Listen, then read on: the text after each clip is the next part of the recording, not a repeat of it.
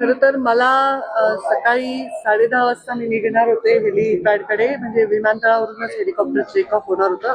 तो मला कळवण्यात आलं की जे हेलिकॉप्टर मी काल वापरत होते त्याच्यामध्ये काहीतरी बिघाड आहे. म्हणजे कालही असं वाटलं थोडं जुनं हेलिकॉप्टर होतं ते, आणि त्याच्यात काही बिघाड आहे. आता मी काय बिघाड आहे वगैरे टेक्निकल डिटेल्स मध्ये गेले नाही, आणि मग त्यांनी मला सांगितलं की ते दुसरं हेलिकॉप्टर मला पाठवत आहे. तर तेही हेलिकॉप्टर पाठवायला थोडा विलंब झालाय, नाही तर मी बाय कार जाऊन पहिली सभा तरी केली असती. नाही म्हणजे लिटरली देव पाण्यात ठेवले म्हणण्याचा अर्थ असा आहे की माझी आई सतत लँड झाली का, टेक ऑफ झाली का, कारण शेवटी एवढी मोठी दुर्घटना जी झाली आहे ना त्याच्यामुळे सगळ्यांचे मन हादरलेले आहेत, किंवा एक टेन्शन लोकांच्या मनामध्ये आहे.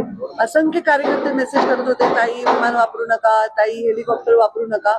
पण आता त्याला पर्याय नाहीये, शेवटी आम्हाला जास्तीत जास्त ठिकाणी पोहोचायचं आहे. तर कोणी काही काळजी करायचं कारण नाही. मी हेलिकॉप्टरमध्ये बसायच्या आधीच त्यांनी क्लिअर केलं होतं की हेलिकॉप्टरमध्ये काय प्रॉब्लेम आहे आणि बदलावं लागेल, तर त्यामुळे काही काळजी करण्याचं तरी कारण नाही. आणि काम तर चालतच राहणार.